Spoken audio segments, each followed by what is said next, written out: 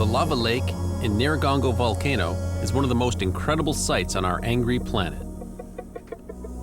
In 2002, the volcano erupted, killing many people, splitting the city of Goma with a river of molten lava, and making refugees out of over 120,000 people.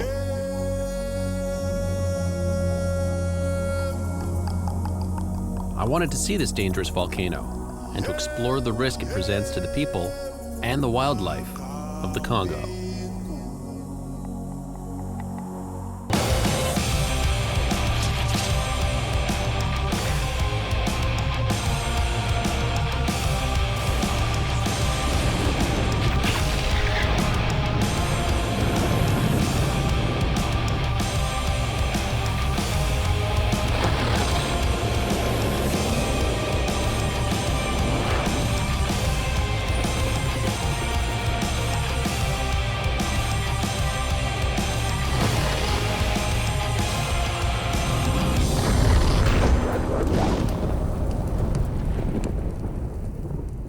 Right now, I'm on my way to the Democratic Republic of Congo. In 2002, the Nyiragongo volcano there erupted, sending a river of lava into the city of Goma. It takes about 2.5 days just to get there, and this is the beginning of the trek. Should be a long one, but this is a place I've really been looking forward to going for a long, long time. It's no easy feat just to get to this place. We've got to take the red-eye flight across the Atlantic to London. Then it's another red-eye flight from London to Addis Ababa in Ethiopia. Then another flight from there to Kigali, Rwanda. And then we're travel by land from Rwanda into the Congo, and that's just to get to the city at the base of the volcano. So it's definitely an epic. This is flight 1 of 3 just to get into Rwanda. A lot of turbulence over the Atlantic tonight. It's been up and down and bumping around. I think I got maybe 1 hour's sleep.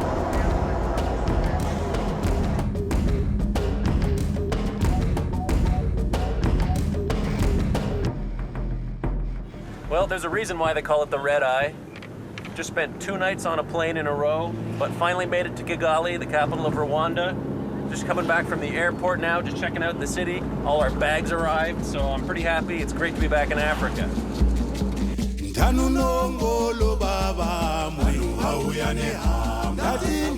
The people of Rwanda and Congo have an amazing spirit.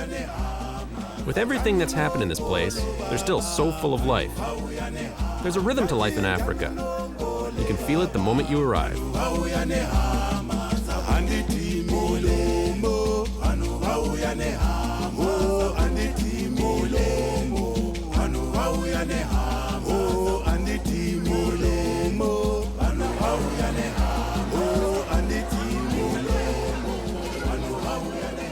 This is the central market here in Kigali in Rwanda.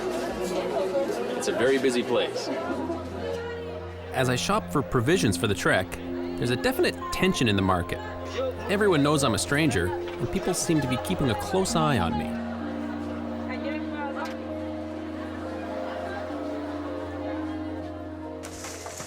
All right. Here we are in Kigali, and here's our destination, Goma. So we have to go northwest and then into Goma. So Gisenyi is here, Goma, and then the volcano will be right here. I'm traveling with a group of scientists and adventurers from Europe, Saudi Arabia, and North America. There's a lot of planning necessary to get us all up there and back safely. Very far down. Yeah, half a kilometer. You bring half a kilometer worth of rope? No, but I brought my parachute. I can't believe I'm this close to Nyiragongo. I've been dreaming about this place for, well, forever, really. With all the instability in the area and just the physical difficulties of getting to the volcano, I can't believe I'm actually here. Now it's time to head for Goma, with some very scary weather ahead. Last night there was torrential rain. So much it woke me up, and I don't think I've ever been woken up with just pure rain before. Driving conditions are great today. Well, almost. This happens to me every time I'm in Africa. Some type of catastrophic vehicle failure at an inopportune time. If I had a clamp I could clamp the wires right onto the terminal, but I don't think I have any like that here.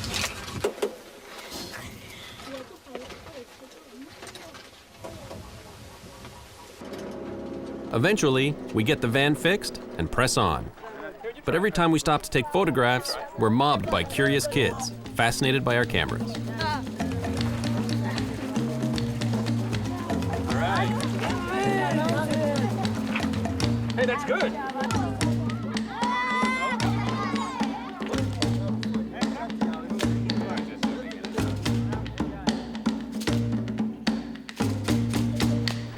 As darkness falls, we get back on the road.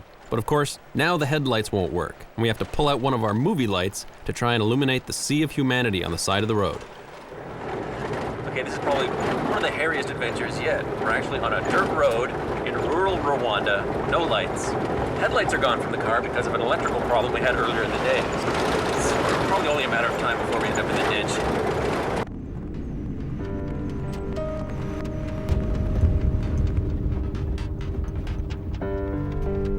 The terrifying volcanic eruption at Nyiragongo is one of the many tragedies that Central Africa has endured.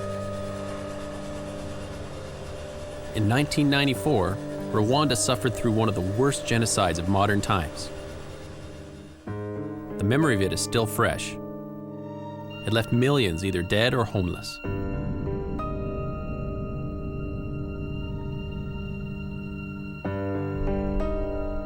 This is a Ntarama church where 5,000 Tutsis fled and then hid here, so in seek of protection. And the Nturamis came and then killed them and butchered them, this particular church. You can see from the other side where they hacked through using machetes, hand axes, and grenades so as to kill the people who were inside. In the Ntarama church, 5,000 Tutsis seeking refuge were all slaughtered by the Hutus. Their skulls, their bones, their blood-soaked clothes have been preserved as a memorial to the massacre.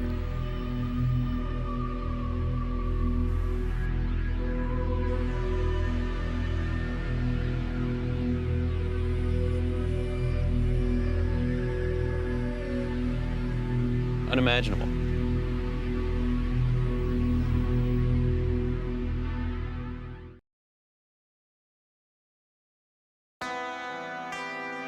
The animals of Central Africa have also taken a terrible beating from the civil wars of the last 15 years. I wanted to see how the mountain gorillas living on the Virunga volcanoes, the famous gorillas in the mist, were doing. This jungle path leads up through the Virungas, and it's one of the only places on Earth where you can see the rare mountain gorillas. Only about 700 left on the planet. They're hard to find, too.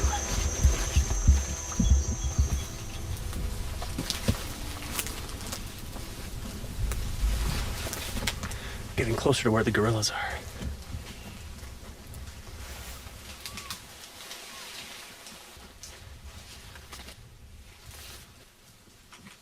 What a remarkable sight. These creatures have survived the ravages of man, largely because of people like Diane Fossey, who fought off poachers and the modern world to save them from extinction.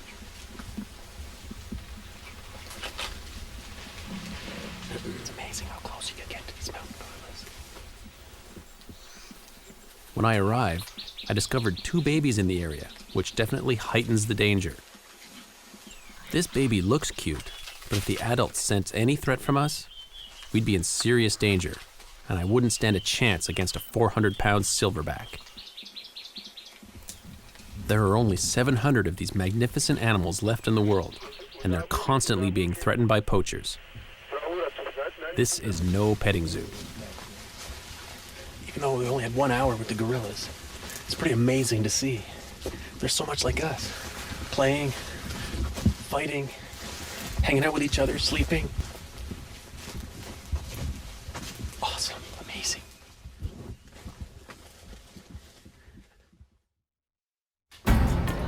We arrive in Goma, our last stop before base camp. To put it mildly, Goma isn't Beverly Hills. How poor is the Eastern Congo? In Goma, they make their own bicycles out of wood. When we start handing out dollar bills to our photographic subjects, it almost causes a riot.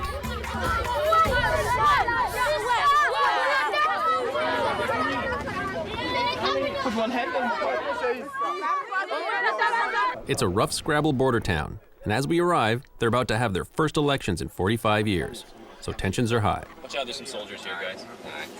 It's a checkpoint or something. Oh, yes. Okay, we're in Goma right now, and we just got stopped for filming.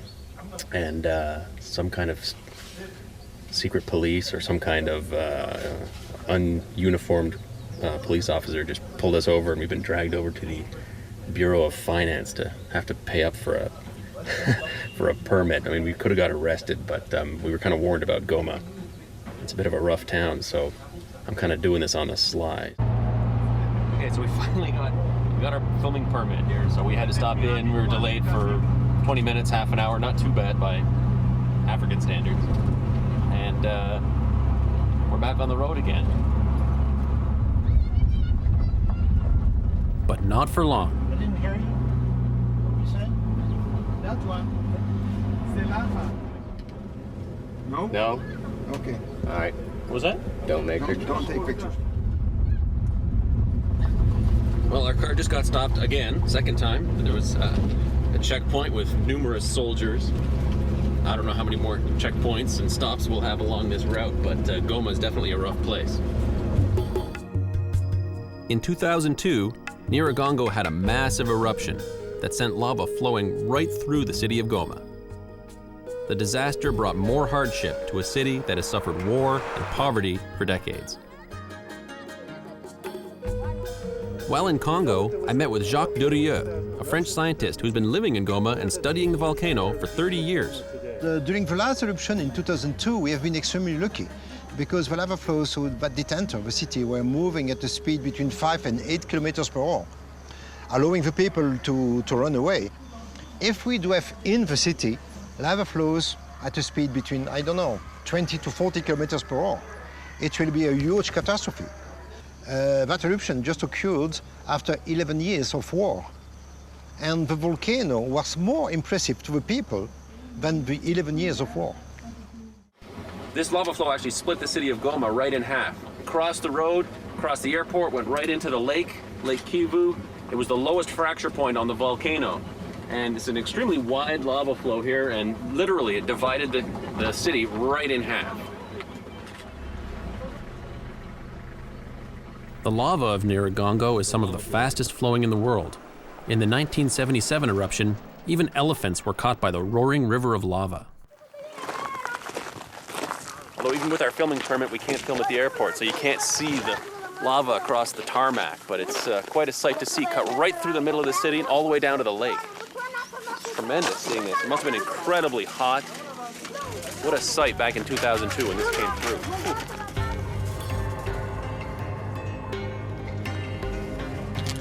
This is what flowed through the city.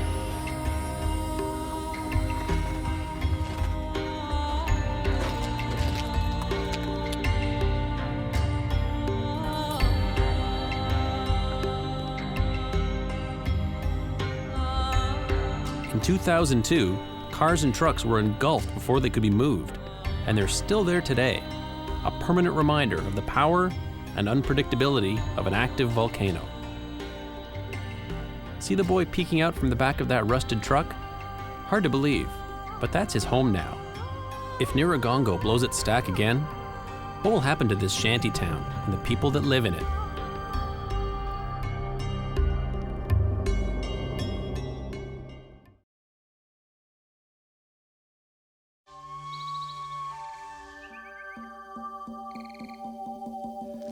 We're at base camp here. We got all our equipment, food, water, supplies, tents, everything we need for the next 3 days on top of the mountain.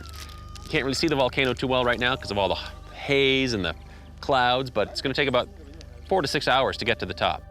So we're here now, and I'm told we will go up to the coulee and then up to the fracture.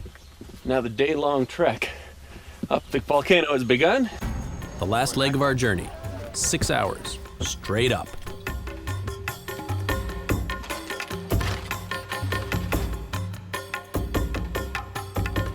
The local porters are incredible.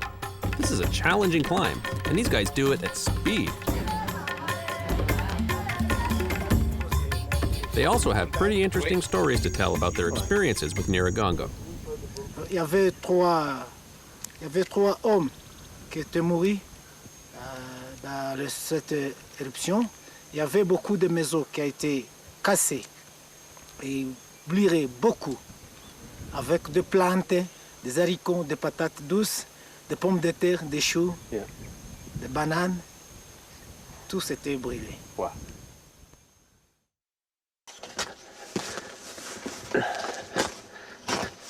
This is one of the fissures from the 2002 eruption. Right along here, lava poured out towards Goma. We wanted to climb down into the fissures of the volcano to try and get a sense of whether it was getting ready to blow up on the people of Goma again. It's free. Okay. Pull and it locks. All right. Squeeze and it's free. I'll place the roof pad. Pretty good. What's it like? But in spite of all our preparation, it's just too hot. It gets pretty tough to take after a while.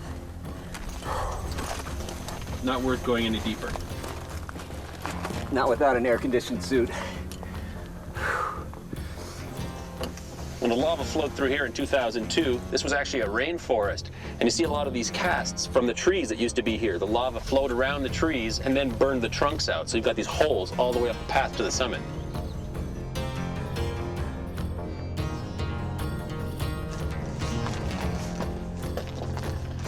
About 2 hours left to climb. The steepest part.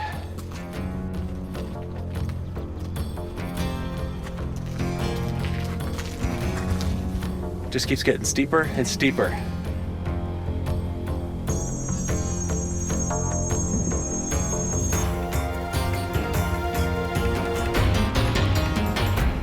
Not too far from the top, maybe 15, 20 minutes. But it's extremely steep trying to get up this. You gotta go really slow. And of course, it's all this loose rock. It's so treacherous. And it's been raining, so there's mud. It's been a long day of just trudging up this hill.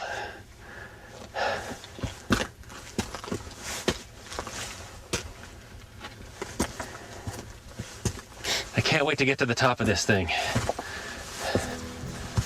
It's about bloody time. Hey, George, come on up. Have a look. This is it. Oh, this is great. You'll be impressed. Oh, man. That is awesome. Congratulations, guys. You made it. Congratulations. That's what I'm talking about. Look at that. Welcome to the top. After 5 years of planning, 5 days of traveling, and 5 hours of climbing,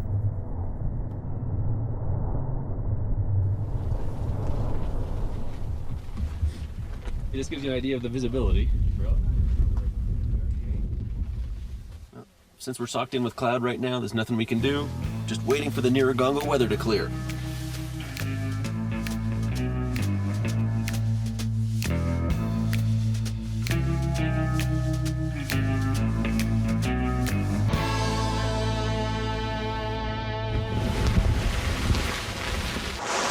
Okay, well, things have now gone from bad to worse. Much worse. Before we had fog, and now we've got torrential thunderstorms. It's pouring down right now. The wind is battering this tent, and I hope it holds together. Whoa! We're at the top of this mountain, and our risk of getting struck by lightning is increasing every second.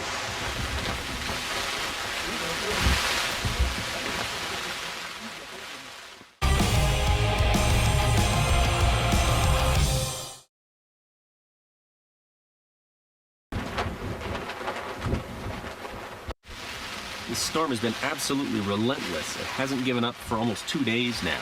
All last night, raining, thunder, wind, howling, visibility. I can barely see my hand in front of my face. It's one of the worst conditions I've ever been in. There were times where I thought the tent was either going to wash away from the rain or get blown off the mountainside from the wind. And it's just harsh. These conditions are testing the limits of even the most seasoned explorers. My mouth feels disgusting, my back is sore. I'm hungry, extremely tired, slightly dehydrated, and I want some good weather. It looks like fog, but we're actually in the cloud deck, so hopefully it'll burn off later today when it warms up a bit, but for now, we're not seeing lava, we're not seeing the crater. I can barely see 10 feet ahead of me. It will change. Just wait a minute or two. Oh, it'll change. It'll get much, much worse. Because of the deteriorating weather conditions, we use our satellite phone to relay information about our situation. Oh yeah, the crater is absolutely huge, and I'm really hoping that it clears out before we have to come back down the mountain to get another good look at this thing. So we're basically on 24-hour watch, and if anyone sees it clear up, then they let everybody else know.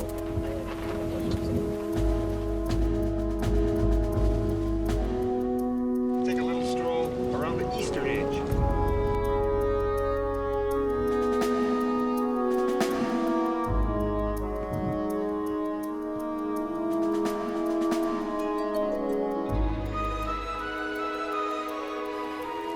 The thunderstorms have cleared off and it's finally stopped raining.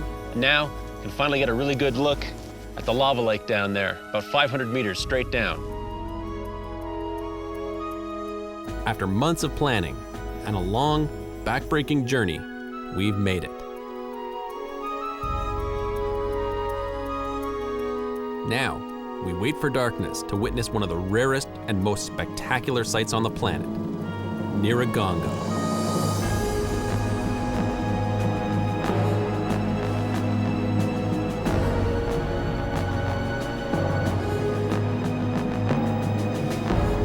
This is a window into the core of the Earth, 2,000 degrees of molten fury. It's an amazing sight, and a reassuring one. The boiling, exploding cauldron of lava actually means the volcano is controllably venting off its energy.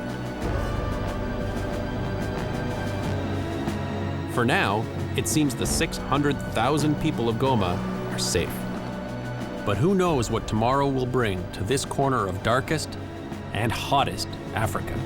This truly is an angry planet.